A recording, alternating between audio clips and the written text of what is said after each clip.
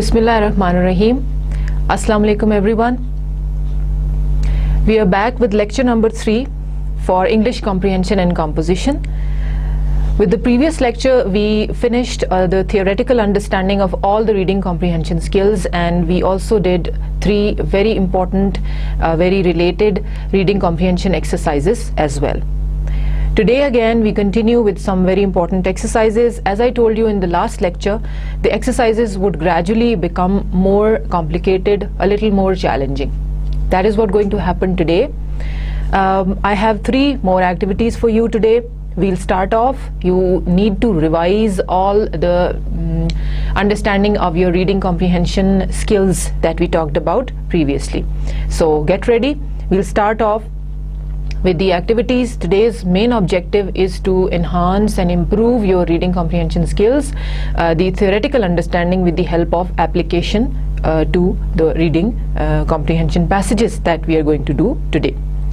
As we did the activities before, you will be given 10 minutes for every activity. There are 2 paragraphs, 2 passages that are slightly longer, so you will be given more than 10 minutes to read those passages and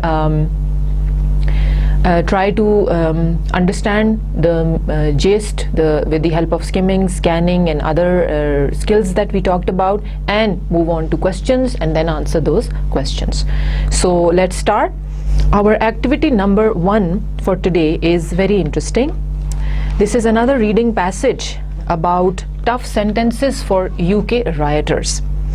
You all know that about 6 to 8 months back there was a series of very serious violent riots in some cities of United Kingdom, that is England. We are going to talk about that.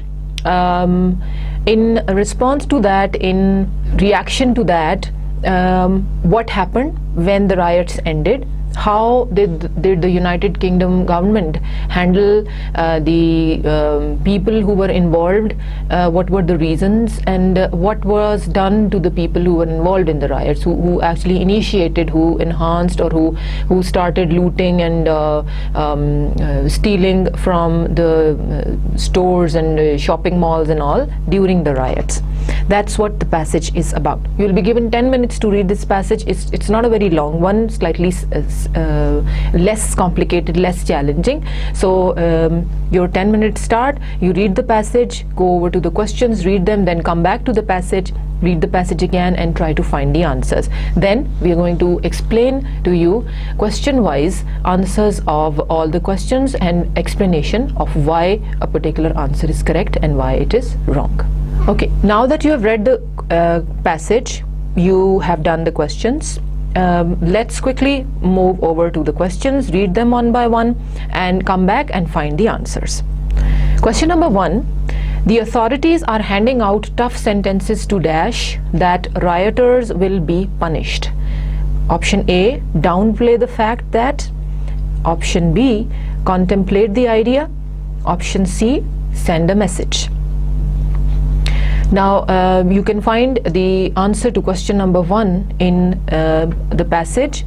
English courts have reacted quickly to hand down tough sentences to defendants found guilty in connection with the riots which hit London and other British cities last week. The tough sentences are designed to set an example. Now see, this is the answer to your question: to set an example of the authorities' anger at the wave of looting, arson, mugging and even murder which swept across London for 3 nights and spread to other cities including Manchester, Birmingham, Liverpool, Nottingham and Gloucester on the 3rd and 4th night. Now this information helps you understand what the answer to this question would be. Now these were the things that happened during the riots. When the riots started, people knew that there is no police, no authorities to check them, so there was a lot of looting and arson and mugging and even murder. People were killed as well. In London there were many deaths, and mugging means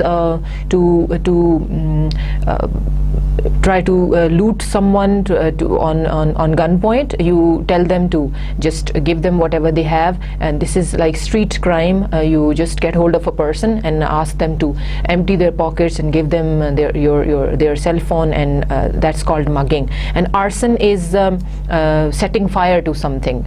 Kisi cheez ko aag lagana is called arson in English. And looting is, of course, stealing from a departmental store, from shops, because people, to save their lives, they just left their shops and stores and all open and ran away. And when there was nobody to check them, people just went in, the youth in England, and they started stealing things, and water bottles and other necessary items, everyday daily items, they started stealing. So these were the things that were happening. Now going back to the question, option A was downplay the fact that, option B, contemplate the idea, and C, send a message. Now, why did the authorities hand down very harsh sentences? Because they wanted to convey a message to the rest of the world, to the rioters, that they will be punished. That is option C, send a message. Contemplate means to think about it. किसी भी बात को बहुत गौर से सोचना और उस पर ज़्यादा देर, बहुत वक्त लगा के उसके बारे में कोई फैसला करना is contemplate, जो यहाँ पर fit नहीं आता. This is not the right answer. Downplay the fact that, downplay means to underestimate the fact, to make people realize कि इस बात की कोई इतनी खास अहमियत नहीं है. ऐसा कुछ नहीं था. The authorities wanted the young people to understand that whatever they did is wrong, and they will not be able to get away with it. They will be punished. So this was a message to everyone who was involved in the riots, that they will be caught and they will be punished. And it happened. You must have seen all the coverage on the TV during those times. Lots and lots of people were arrested, they were tried, and they are now in jails, और अपने जो भी उनको सज़ाएं मिली हैं वो अब जेलों में वो पूरी कर रहे हैं. किसी को 6 महीने, किसी को साल, और जिन्होंने मर्डर किया है उनको ज़्यादा सज़ाएं मिली हैं. Because authorities were very angry that even such an educated nation, such an educated youth can do things like these. Question number 2. According to the article, people who tried to organize riots through Facebook dash, what was done to them? Option A, were ignored by the police, were arrested by the police and subsequently sentenced, option C, were let off with a warning by the police. Now let's find the answer to this question and see what the passage tells us about this. The answer to this question is found in paragraph number 4. The riots were sometimes instigated and guided by messages on social networking sites like Facebook and Twitter. In the northwest of England, one man from the town of Northwich was jailed for 4 years earlier this week for posting a message on Facebook telling people to meet at a specific time and place to start a riot in the town. When he turned up, the only other police people there were the police who arrested him. So nobody turned up, and this is what they did to the people who used social networking sites like Facebook and Twitter to instigate or to start the riots. So your answer would be were arrested by the police and subsequently sentenced. Subsequently means बाद में साथ ही. Option B here would be correct. They were not ignored by the police. Ignore करने का मतलब होता है कि कोई तवज्जो ना देना. No attention was paid. And were let off with a warning by the police. Even this was not done, because when you start a riot, it's a crime in those countries. So there was no warning. They were simply arrested and put in jail. Question number 3. Where did the riots take place? We just came across the names of the cities. Option A, in London and several other cities across the UK. B, in London. C, just outside of London. So it is not in London, because the riots did not just take place inside London, they were in other cities as well. And option C, just outside of London, that was also wrong. So option A is correct. In London, several other cities, and several other cities across the United Kingdom. See, here we have the list of cities where the riot started, swept across London for 3 nights and spread to other cities including Manchester, Birmingham, Liverpool, Nottingham and Gloucester. Right, so it was not just London, London and several other cities also. Question number 4. In the case of rioters, they have been kept in custody dash other criminals. Option A, a little less than. Option B, much more than. Option C, about the same as. Now, let's go back to the passage and find the answer to this question. You have to read the whole passage to see what kind of crimes were committed and what types of punishments were given. Passage में आपको वो information ढूंढनी है जो आपको ये बता रही है कि किस तरह की लोगों ने इसमें गलत काम किए और उनको किस तरह की सज़ाएं हुई. Only then you can tell how you can compare the punishments of these rioters with the other criminals. और उसकी जो intensity है उसका आपको अंदाज़ा होगा, because UK authorities were very angry with their youth being so educated and so advanced. They did such things. So let's see, in the second paragraph we see that looting, arson, mugging and murder all was sentenced. People were caught. In this third paragraph we see that a mother in Manchester was jailed for 5 months after she was given a pair of shorts which had been stolen, while a student was jailed for 6 months in London for stealing a box of bottled water worth 3.5 pounds, about $4.4 US. Like, it was only almost 4 pounds worth of bottled water that he stole. Still he was sentenced for 6 months in London, a young boy, a student that is. Then the rioters who posted messages on Facebook were sentenced for 4 years. See, here we have, were jailed for 4 years. That's a long time. And then courts are also remanding defendants in custody until their case is ready to be dealt with. In 65% of riot cases, defendants have been remanded in custody against the average of 10% of cases. It means this sentence actually gives you the answer to the question that we just asked.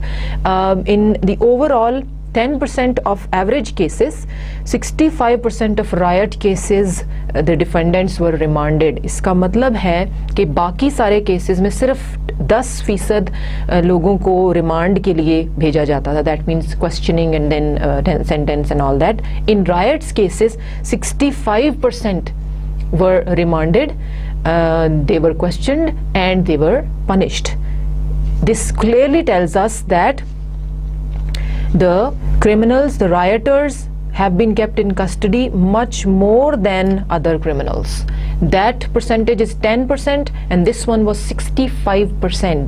That shows us that United Kingdom authorities was very, very angry with their young people who did this. So they wanted to set an example for the coming times, for the future, कि आइंदा इस तरह की गलतियों को punish होता हुआ देख के लोग कभी भी ऐसी गलतियां ना करें.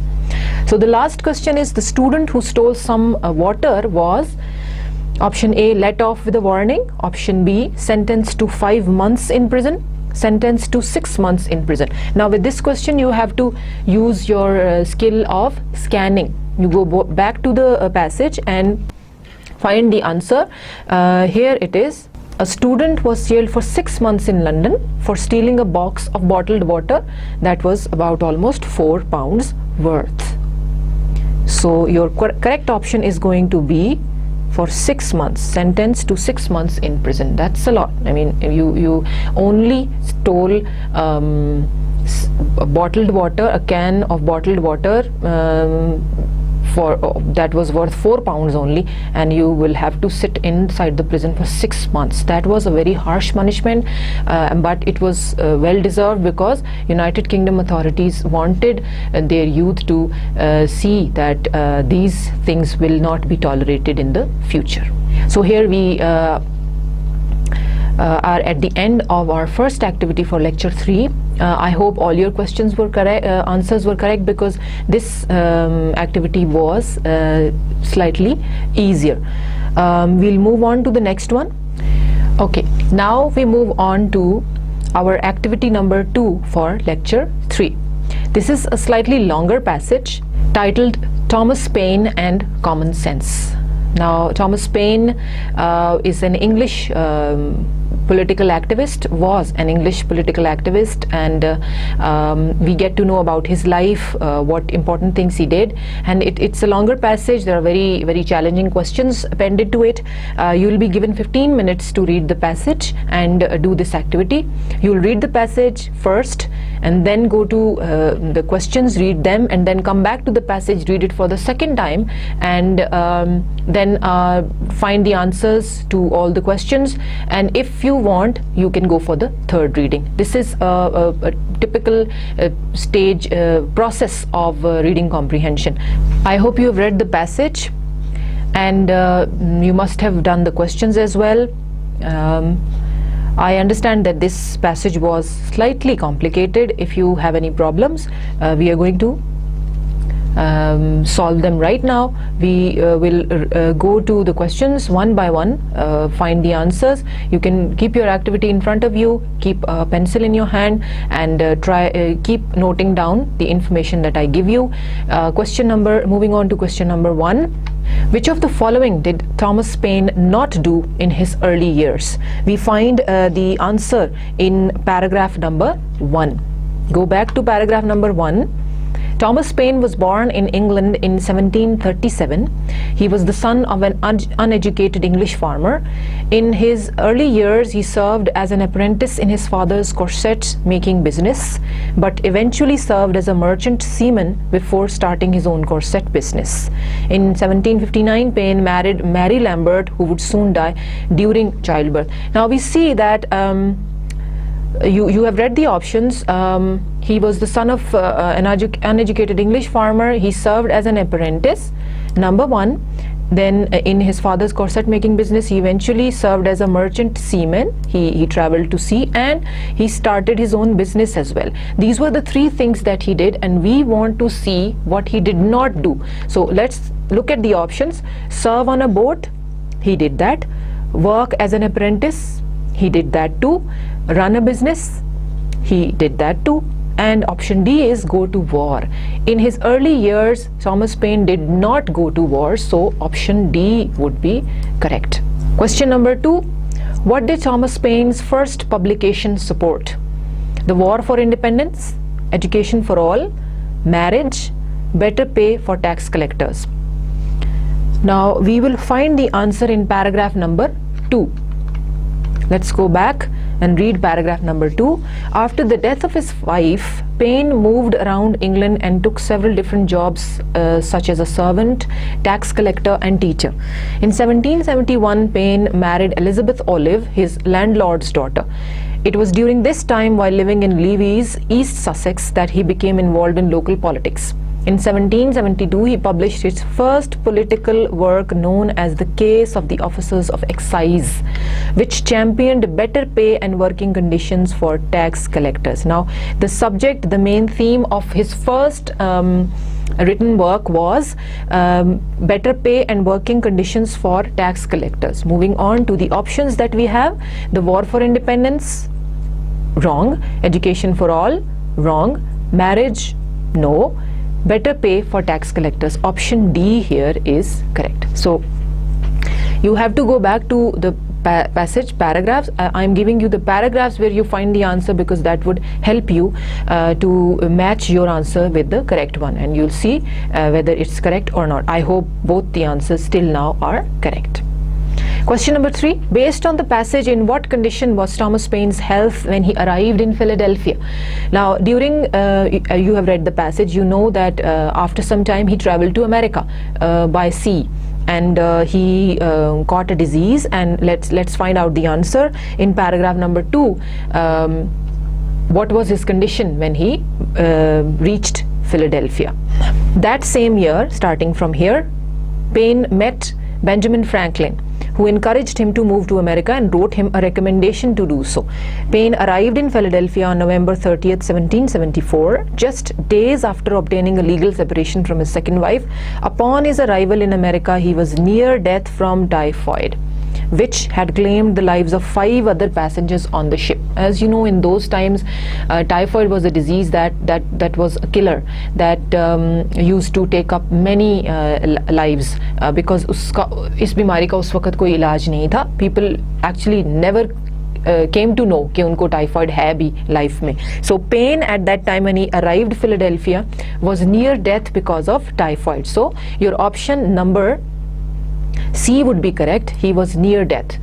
So you found the answer in paragraph number 2. Moving on to question number 4. When did Thomas Paine publish Common Sense? Now, Common Sense is Thomas Paine's best work. We'll see what it's about. Let's find the time of the publication of Thomas Paine's best work, that is Common Sense. You will find the answer in paragraph number 3. Let's go back to the passage. This is paragraph number 3. It's a slightly longer one. Although it took 6 weeks for Paine to recover from the trip to America, he quickly made his mark on American politics and sentiments. On January 1776, he anonymously published Common Sense. Here we go. This is the date of the publication of his best works, a pro-independence pamphlet that would galvanize the colonists against the British and that would greatly influence the expediency of the Declaration of Independence. Now, you have to see the options to find out the correct answer. Let's look at the options. Option A, before he arrived in America. Option B, before he obtained a legal separation from his second wife. C, 1791. And D, after he recovered from typhoid. Now let's see what the answer can be. The date is 1776. That means the date given in the options is wrong.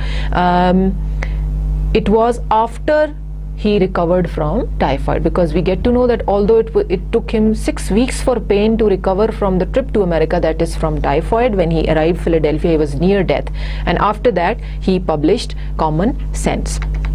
So your option number D here would be correct, after he recovered from typhoid. Typhoid की बीमारी से ठीक होने के बाद Thomas pen ने common sense के नाम का अपना एक पैम्फलेट जो है वो अमेरिका में पब्लिश किया.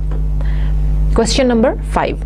Which of the following would best describe the main idea of common sense? We just read what the main idea of common sense was. Let's look at the options and then go back and find the correct answer. America should fight to become an independent nation. America should seek peace with England. Americans should support their king. Obtaining freedom will be easy. And you will find the answer in paragraph number 3 here. Common sense, a pro-independence pamphlet. Now, pro-independence gives you an idea that the pamphlet was pro-independence, means it supported independence. Pro का मतलब होता है किसी चीज़ की हिमायत करना, किसी चीज़ को support करना, और independence आज़ादी. So, Common Sense was a pamphlet that had the theme of supporting the independence, war of independence that Americans were fighting for. That would galvanize the colonists. So pro-independence, let's go back and see whether any option matches this or not. America should fight to become an independent nation. America should seek peace with England. No. Americans should support their king. America did not have any king at all. Obtaining freedom will be easy. No. So option A here would be correct. Pro-independence, supporting freedom, supporting liberty. America should fight to become an independent nation, right? So question number 5 has option A as its correct answer. Question number 6. Which of the following would describe Paine's Sunshine Patriot as in the following lines? Now they have given a sentence that describes Paine's another written work that he published, Sunshine Patriot. उसके बारे में ये एक sentence है जिसको उन्होंने थोड़ी different language में simple करके आपको options में दिया हुआ है. So you have to see which option matches the meaning best. The summer soldier and the sunshine patriot will, in this crisis, shrink from the service of their country. Shrink from the service का मतलब होता है they will hesitate, they won't do it. वो अपने आप को रोकेंगे ये काम करने से. Sunshine Patriot and Summer Soldier. So ये simple सी बात, in the crisis that means the war of independence. अब देखेंगे यहाँ पर इन चारों ऑप्शंस में से इसको कौन सा ऑप्शन सही रिप्लेस करता है. Option A, someone who fights only when it is easy. Someone who likes warm weather. Warm weather की बात नहीं हो रही है. Someone who is inspirational. No. someone who fights to the death. No, we are talking about summer soldier and sunshine patriot who will not get into fighting, who will shrink from the service of their country, to work for their country. They will not do it. Someone who fights only when it is easy. Of course, this one is the closest answer, because these two people or groups are not ready to provide any service for their country. That means they will fight only when it is easy. Question number 7. Where was Thomas Paine after the revolution? Option A, no one knows. Option B, France. Option C, Philadelphia. Option D, England. Now, he was in America, Philadelphia, that is, when the revolution took place. Where was he after the revolution? We'll find the answer in last paragraph of our reading passage. Let's go back and find the answer. This is the last paragraph. During and after the revolution, Paine worked in France. Here we go. The first line gives us the answer to the question. During and after the revolution, Paine worked in France on French-American foreign affairs. So let's go back and tick option number B. This is correct because he was in France during and after the revolution. Question number 8. Which of the following best describes how the French felt about Thomas Paine? We'll find the answer in the last paragraph again. Let's go back and read the last paragraph. It was during this time that he began to advocate the French Revolution. On January 29, 1791, he published The Rights of Man, a pamphlet encouraging the French Revolution and criticizing European monarchies. At first, he was seen as a great asset to the revolutionaries of France and was appointed to the French Convention and was named an honorary. And at first, he was considered to be an asset. Asset का मतलब होता है someone who has done a lot for you, जो आपके लिए एक important हैसियत रखता है कोई इंसान या कोई चीज़. So they valued him. They thought he was an important person. They liked him at first.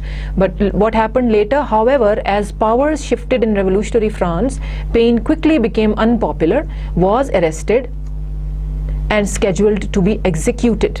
There you go. So first he was an asset, and then let's go over to the questions, read the options and see which one is correct. Question number 8, option A, they always considered him a nuisance. At first he was an asset, then a nuisance. Option C, at first he was nuisance, then an asset. And option D, they always considered him an asset. Nuisance means जो चीज़ या बंदा irritating होता, आपको अच्छा नहीं लगता. So at first he was an asset, then a nuisance. So this option B would be correct with question number 8. Moving on to question number 9. Which of Thomas Paine's pamphlets angered his former supporters? Option A, The Age of Reason. Option B, Common Sense. Option C, The Case of the Officers of Excise.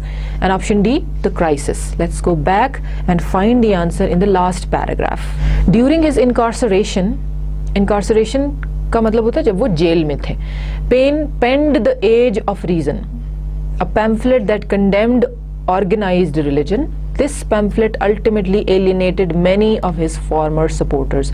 What was the name of the pamphlet? The Age of Reason. Alienated का मतलब होता है उनसे दूर कर दिया. वो सब जो उनको पहले पसंद करते थे वो अब उनको छोड़ के चले गए, because the Age of Reason condemned organized religion, and people in those times were very, very fussy, touchy about their religions. So they started hating Paine. So the answer to this question would be The Age of Reason, option number A.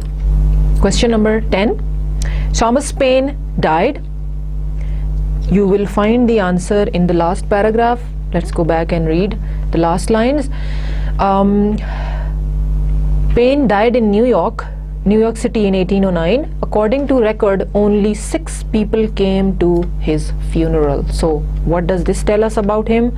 Thomas Paine died poor with few friends, poor with a lot of friends, wealthy with few friends, wealthy with a lot of friends, of course poor with few friends.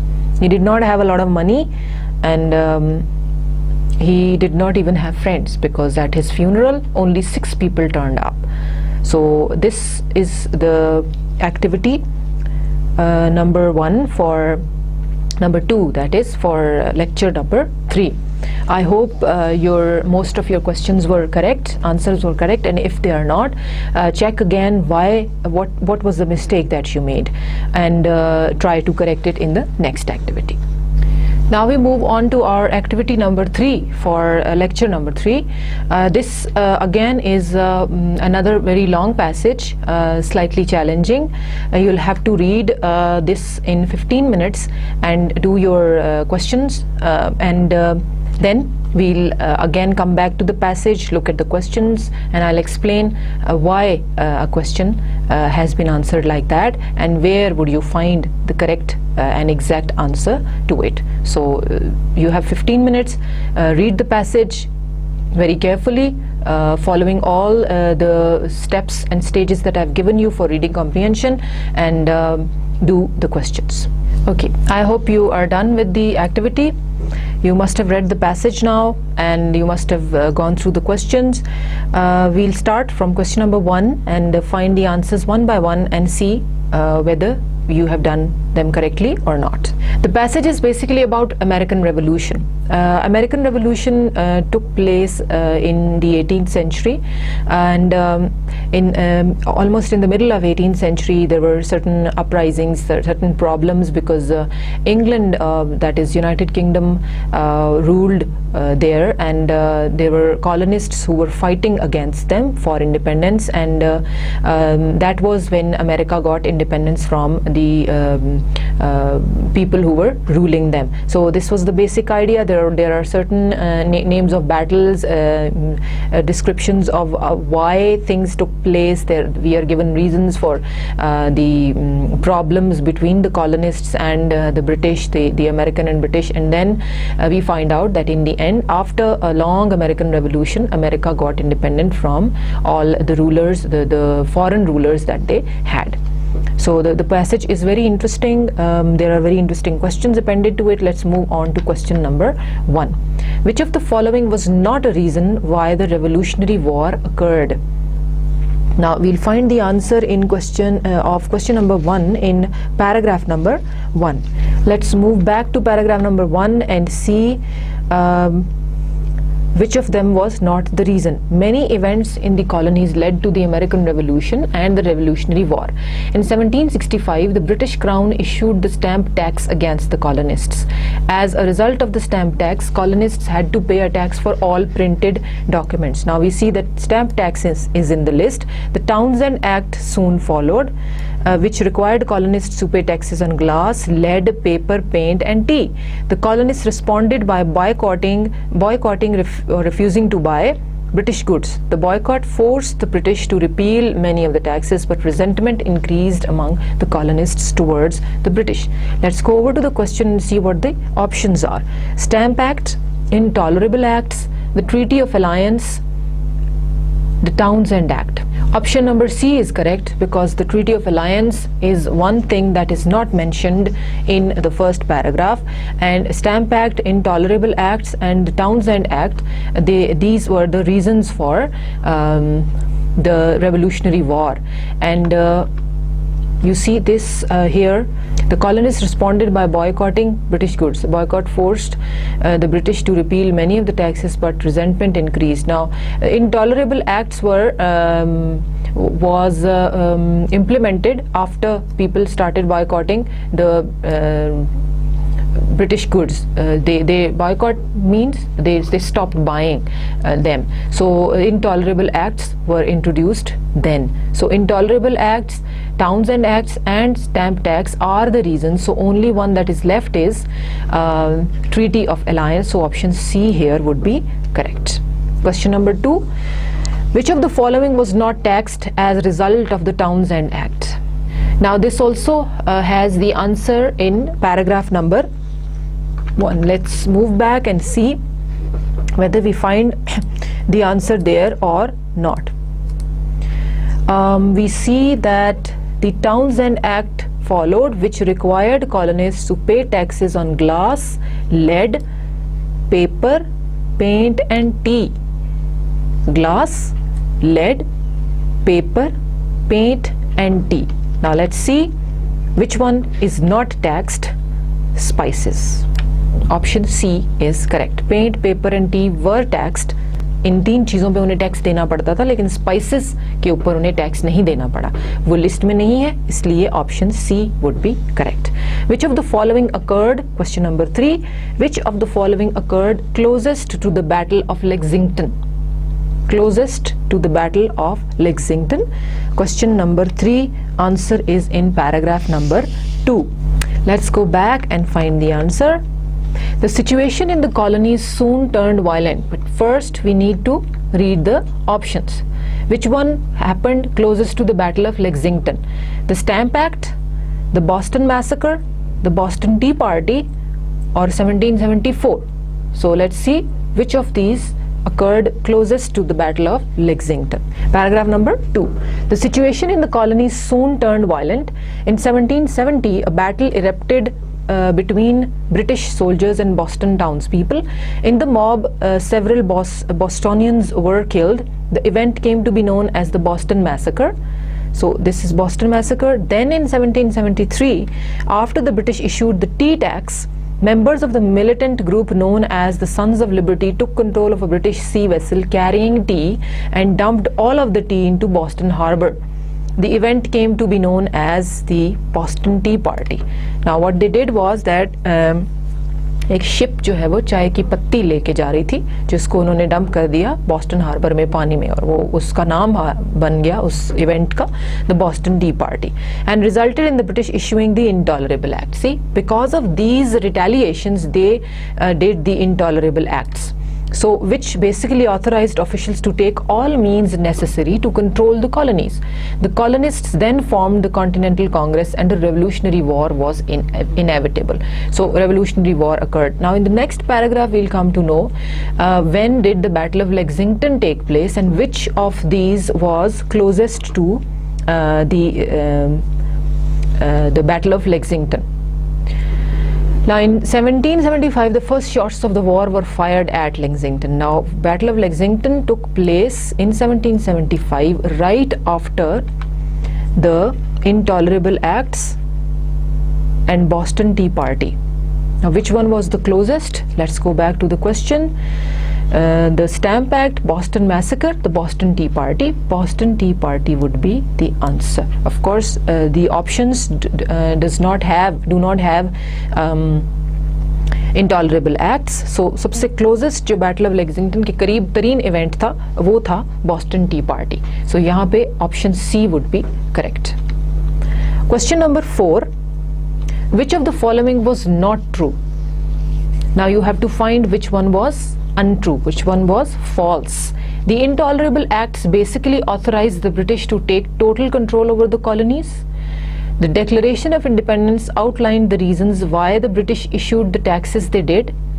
The battles of Bunker Hill, Lexington and Concord all happened before the signing of the Declaration of Independence. The Boston Tea Party resulted in the Intolerable Acts. Now you have to find something that was untrue. And let's see what it is. Question number 4, the answer lies in paragraph number 3. Let's move back to the passage and find answer in paragraph number 3. The fire Lexington की battle Massachusetts में जब हो रही थी, there were several battles then erupted in and around Boston, such as the Battle of Concord and Bunker Hill. On July 1776, the colonies ratified the Declaration of Independence, which outlined their intentions to break away from England and form a new nation. Now, Declaration of Independence was about people or Americans, the Native American people, to break away from England and form a new nation. Going over to the questions, the Declaration of Independence outlined the reasons why the British issued the taxes they did. Declaration of Independence was not signed because they were to explain कि उन्होंने taxes क्यों लगाए. Declaration of Independence American लोगों ने sign की थी, ये अपने वादा करने के लिए कि वो अब ब्रिटिश से अलग हो जाएंगे और उनके खिलाफ लड़ेंगे और अपने लिए आज़ादी हासिल करेंगे. So only one option that is untrue, that is not true here is option B. The Intolerable Acts basically authorized the British to take total control. This is correct. ये हुआ है, ये passage में लिखा हुआ है. The battles of Bunker Hill, Lexington and Concord all happened before the signing of the Declaration of Independence, and Boston Tea Party resulted in intolerable acts. Of course, the colonists were really becoming a problem or a nuisance for the British. That's why they issued the Intolerable Act. So option B would be correct. Question number 5. Which of the following was true? Let's look at the options. The Declaration of Independence was signed before the Battle of Lexington. The Stamp Act was replaced because the colonists threatened to attack British soldiers stationed in Massachusetts. Sorry, I've skipped option B. The Battle of Lexington occurred after the Battle of Bunker Hill. Option C. The Stamp Act was replaced because the colonists threatened to attack British soldiers stationed in Massachusetts. Option D. The Stamp Act was repealed because the colonists threatened to refuse to buy British goods. Now you'll find the answer to this question in paragraph number 1. Let's go back and see what the answer is. Now in the almost last lines, the third last line, the colonists responded by boycotting or refusing to buy the British goods. The boycott forced the British to repeal many of the taxes. Repeal means to take back, to say that they are cancelled. But resentment increased among the colonists towards the British. Let's go back and see the options again and find which was true. Which one was true? You have to find any one of these 4 that is true. The Declaration of Independence was signed before the Battle of Lexington. The Battle of this is untrue, this is wrong. So we are looking for an option that was true. The Battle of Lexington occurred after the Battle of Bunker Hill. Option C, the Stamp Act was replaced because the colonists threatened to attack British soldiers stationed in Massachusetts. This is wrong. The Stamp Act was not replaced or repealed. The Stamp Act was, because of this reason, it was repealed or taken back because the colonists threatened to refuse to buy a British good. Boycott का मतलब होता है जब आप कोई काम करने से रुक जाते हैं, मना कर देते हैं, और ब्रिटिश गुड्स को खरीदने से, ब्रिटिश लोगों की बनाई हुई चीज़ों को खरीदने से जब उन्होंने मना किया तो स्टैम्प एक्ट वापस ले लिया गया, because that was one thing that would damage the economy of the British very badly. So option D here would be correct. Question number 5 is D. Moving on to question number 6. The Treaty of Dash with Dash was one of the major turning points in the Revolutionary War. Now the answer to this question lies in paragraph number 4. Let's go back and find it. 2 major turning points in the war occurred in 1777 and 1778.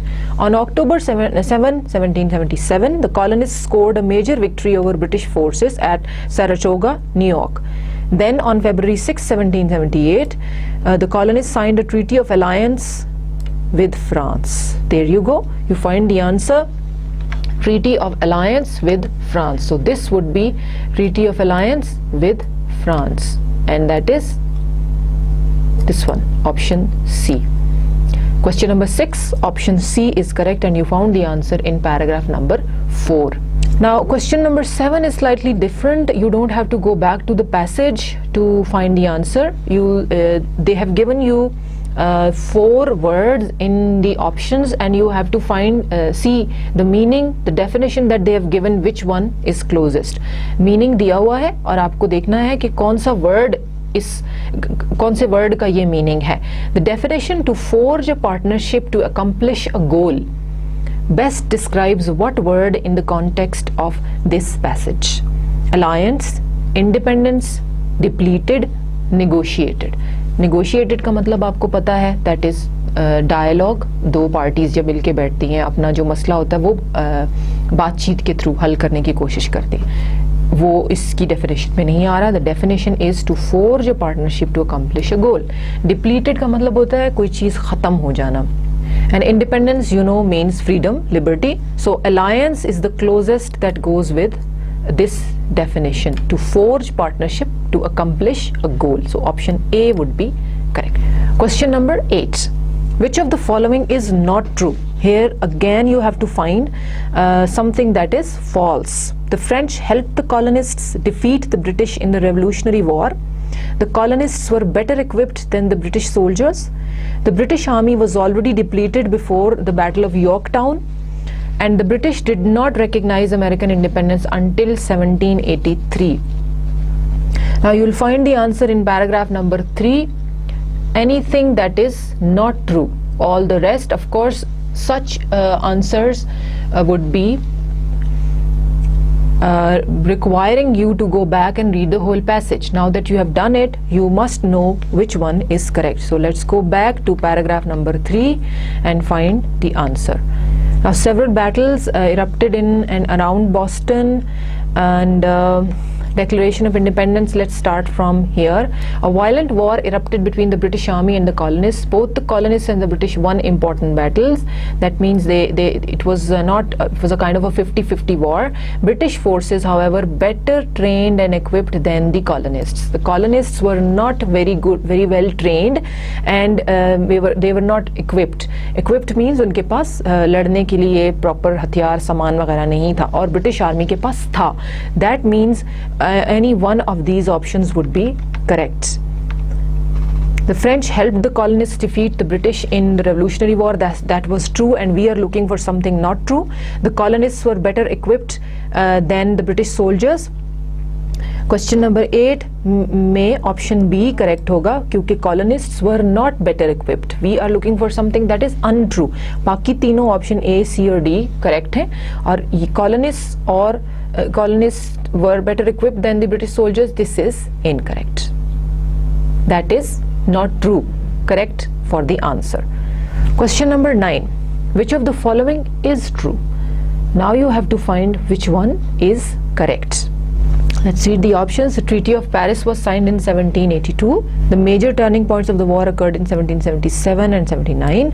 The British surrendered at the Battle of Yorktown in 1780, and the Battle of Saratoga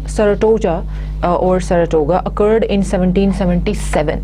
Now we'll see which one is correct. The Treaty of Paris was signed in 1782. This is not true. It was basically 1783.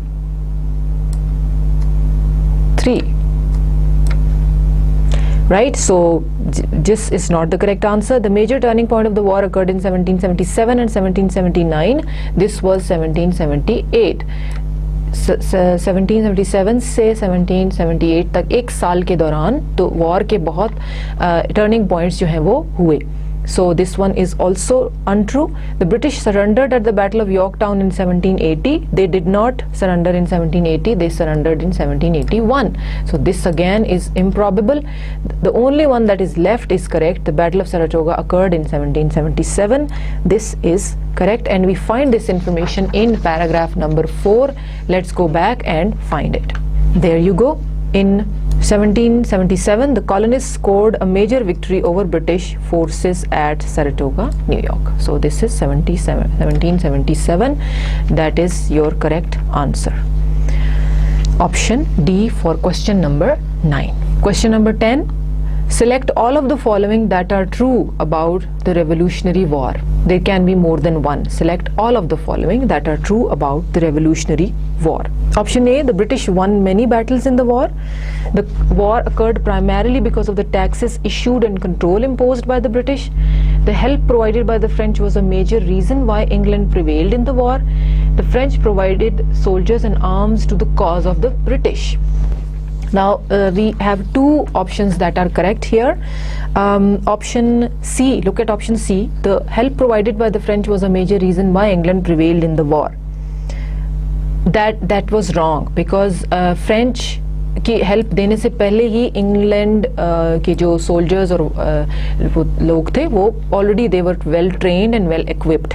So this one is not true about the war. ये नहीं ठीक हो सकता. The French provided soldiers and arms to the cause of British. No, they provided soldiers and arms to colonists, not the British. Colonists मतलब Americans को उन्होंने help दी थी, British को नहीं. So option A and B are correct. The British won many battles. We are very clearly told this in the passage. And the British won, the war occurred primarily because of the taxes issued and control imposed by the British.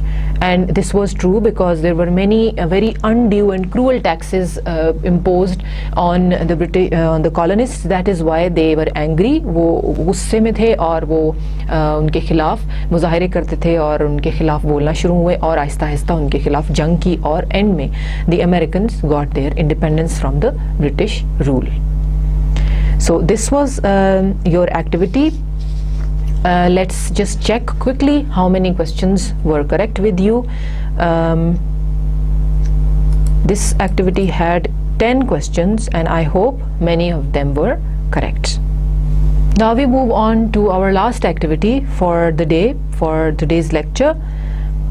This is a passage on pollution, and as you can see, the link is given at the top, englishforeveryone.org. This is a very good website which has reading comprehension passages starting from the very basic level to the intermediate level and then advanced level. There are many types of comprehension passages. You can find informational passages, you can find scientific passages, and you have the answer keys as well. First you solve the exercise and then you go over and check your answer. So you can log on to this website, you can check the passages and find which one would you like to do so that you can further enhance your reading comprehension skills. Now this is also a long passage. You will be given 15 to 20 minutes to read the passage and answer the questions. We have we have 10 questions, 11 questions for this exercise, this activity. You can find this activity on the portal, download it, print it out and put it in front of you. First read it for 15 to 20 minutes and answer the questions, and then we will tell you how you have done and how many questions you have got correct. Now I hope you have read the passage, you have gone through the questions. The questions are not very complicated, it's just that the passage is very long. It would take you a little longer than usual to read it, and you can divide the passage into paragraphs, read the first one, then second. Similarly, go over to the questions, read question number 1, come back and find the answer, and this would make things a lot easier for you. If you keep on following the same steps of solving a reading comprehension exercise, it will be very easy for you with time. Now the passage, as you know, is about pollution. We have our title on the top. Directions are read the passage, then answer questions about the passage below. This is a longer passage but divided into very short, easy paragraphs. There are some words you can see they are highlighted, that is they are in bold type. So you have to maybe answer questions related to these, and we'll see what the questions are. Let's go over to question number 1. What is an example of air pollution? Now out of all these 6 options, you have to choose one example that is of air pollution. Smoke from factories, exhaust from traffic, oil from oil spills, noise from traffic. Both A and B are correct. All of the above. Now you are looking for an example of air pollution. We can see that smoke from factories, exhaust from traffic, these two are the example of air pollution, and we have another option here. Both A and B are correct, so your option E here would be correct. I hope you have the question correct. Question number 2. What kind of pollution is thought to cause the most death and disease? Now the answer to this question is located in paragraph number 4 of your reading comprehension passage. Water pollution can be caused by waste products, sewage, oil spills and litter in streams, rivers, lakes and oceans. Some scientists believe that water pollution is the largest cause of death and disease in the world. Here we go. We find the answer to question number 2. So which pollution is the cause of most death and disease? Water pollution. Option D here would be correct. Question number 3. What kind of pollution may a car cause? We'll find the answer to this question in paragraph number 8 of your passage. Let's quickly read the options. Air pollution, light pollution, noise pollution, greenhouse gases. Both B and C are correct. All of the above are correct. Now we need to know about greenhouse gases. Now that you have read the passage, you have to see what is that and whether a car causes light pollution or not. It definitely causes air pollution and noise pollution, right? So let's go back to paragraph number 8 and find the answer to this question. This is your paragraph number 8. In addition, greenhouse gases have caused a warming effect on the Earth's climate. The greenhouse gases are water vapor, carbon dioxide, methane and ozone. Now we know that a car can cause carbon dioxide the level of carbon dioxide to increase in the air. So a car can cause this problem as well. They are naturally occurring gases in the atmosphere, but human activity has increased their concentration in the atmosphere. For example, the levels of carbon dioxide in the atmosphere have risen due to the burning fossil fuels. Fossil fuels की वजह से carbon dioxide का level हवा में ज़्यादा हो गया. That is why वो ह्यूमन बींग्स को इनहेल करने की उसमें अच्छी नहीं होती है. We need oxygen, we exhale carbon dioxide, so that is bad. The effect is a rise in global temperatures. The higher temperature cause the melting of glaciers, a rise in the water level of oceans and disruption of both land and marine life, including that of humans. Although carbon dioxide is necessary for plants, it is also considered to be a kind of pollution because high levels of carbon dioxide have caused the oceans to become more. And also paragraph number 7, we find the answer of this question in paragraph 7 as well. Light pollution can be caused by advertising signs, stadium and city lighting and other artificial lighting, like the light caused by night traffic, and traffic includes cars, right? Artificial lighting has health effects on humans and animals. In people, it can cause high blood pressure and affect sleeping and waking rhythms and immunity. It might be a factor in some cancers such as breast cancer. In animals, it can affect sleeping and waking rhythms, navigation and reproduction. Right, so let's go back to the question and see which one is correct. What kind of pollution may a car cause? It can cause air pollution, light pollution, noise pollution, because the starting of the engine and the sound, the honking of horns, that can cause noise pollution. And greenhouse gases, of course, the concentration level of carbon dioxide in the air increases because of the burning of fuel. So not just option B and C and A, B, C, D, all of the above are correct. A car may cause all these 4 kinds of pollutions. So your option number F here is correct with question number 3. Question number 4, what is an effect of artificial light pollution?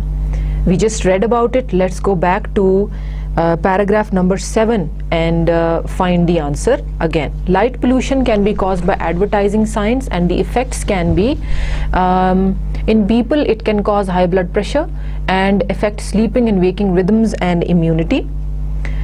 It might be a factor in some cancers such as breast cancer, and in animals also it affects sleeping and waking rhythms, navigation and reproduction.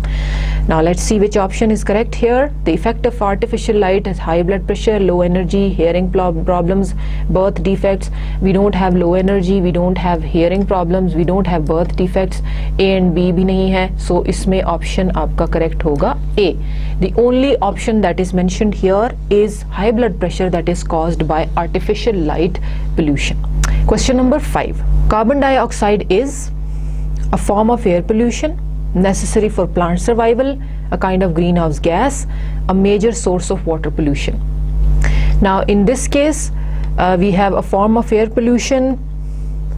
It is a necessary for plant survival. It is a kind of greenhouse gas. So we have option E as correct. A, B and C are correct. All these 3 are correct, so E would be correct option.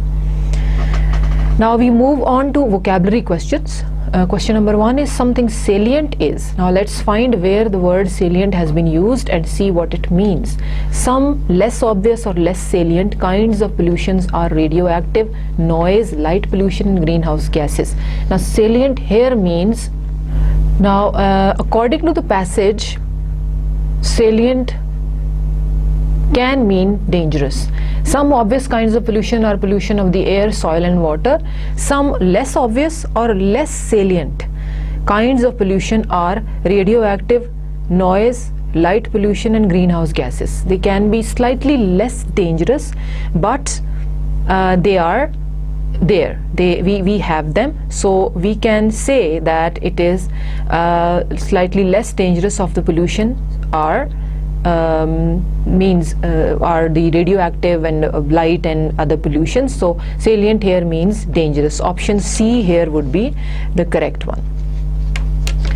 Number 2, emissions. Emissions का मतलब होता है जो कोई चीज़ जो discharge होती है, that comes out with a thrust from a pipe or something, right? So it can be gases, waste output, pollution, all of the above, both A and B. Now you can't say that emission is a pollution. Emissions come under the category of pollution. It can be gases, gas emissions that are that emit from factories, जो उनकी बड़ी बड़ी chimneys होती हैं उसमें से जो धुआं निकलता है, that is very dangerous for lungs, and it gets into the air. We inhale that air and it goes into our lungs and creates so many diseases, and waste output as well. So these two can be emissions. So option A and B are correct. Option E here would be your correct answer. Question number 3, what is litter?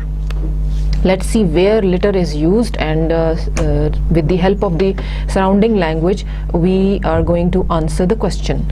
Water pollution can be caused by water products, waste products, sewage, oil spills and litter in streams, rivers, lakes and oceans. Litter basically means the waste that we throw out, that we gather in waste paper bins first, and then we gather it and throw it out so that it is recycled or burnt or disposed of.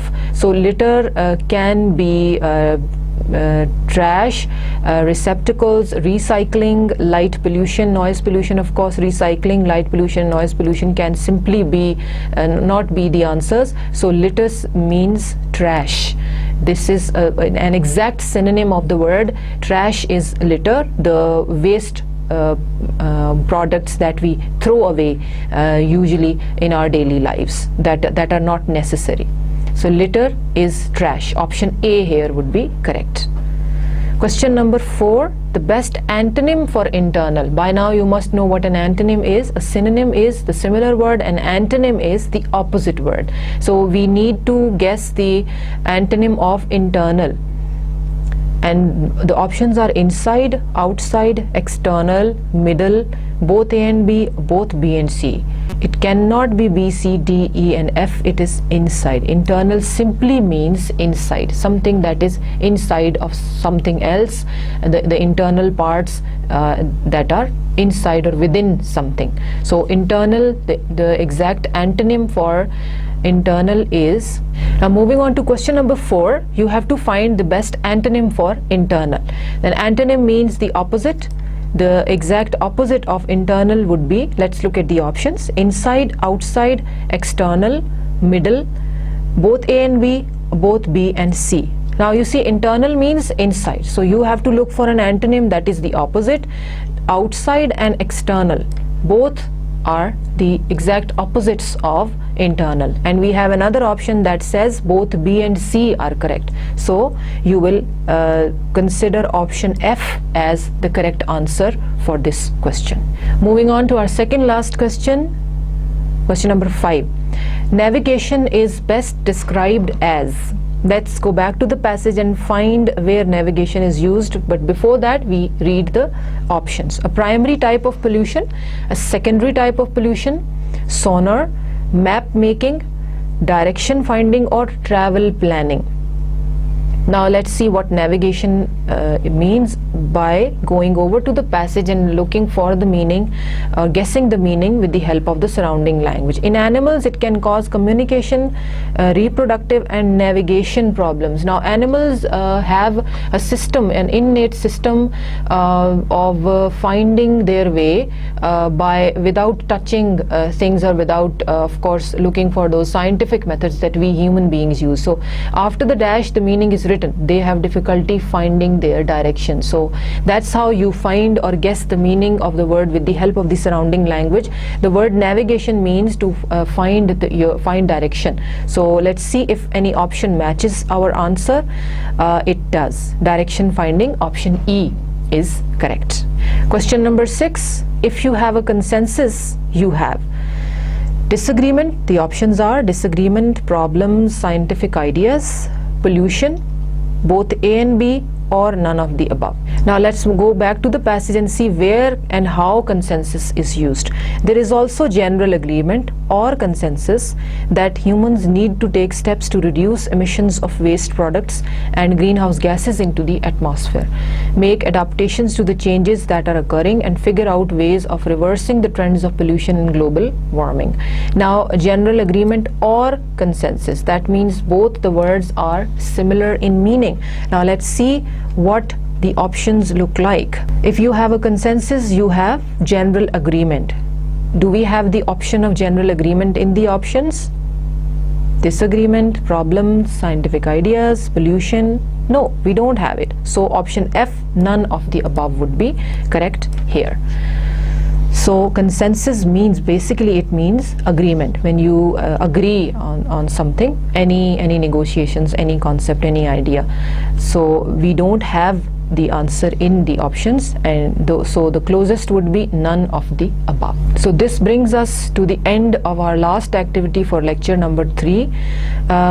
You can find similar passages on the link that is given here, englishforeveryone.org. This is a very good website for reading comprehension. You have all the different levels of reading comprehension exercises, starting from the basic and the beginners, advanced, and then the beginner, intermediate, and advanced level. And then in advanced levels also you have 3 different categories in which you can find informational passages, scientific passages, and it's slightly easier dialogue based passages also. So you can go over to easy passages as well as you want, and there are all types of questions appended to them, and you have the answer keys as well. So this link, this website is in itself a knowledge based electronic place or hub where you can find knowledge that would help you enhance your reading comprehension skills. Now to revise what we did today in lecture number 3 is our activities, reading comprehension activities. We went through 3 important activities. They were slightly more challenging, a little more complicated, and you need to focus on all the skills that we have done in our previous 2 lectures and try to keep implementing those, applying those to various different levels of comprehension passages, so that you don't forget about what previewing is, what skimming and scanning are, because skimming, scanning, previewing, going for main ideas, and all these are very important reading comprehension skills. In the next lecture we will again do some more activities. They'll be slightly more challenging, focusing on how to infer ideas, how to go for finding a main idea in longer passages, and also guessing meanings of vocabulary in context by reading the sentences and looking at the surrounding language to understand how you get the meaning of unfamiliar words. So this was lecture number 3. We'll see you in lecture number 4. Thank you very much.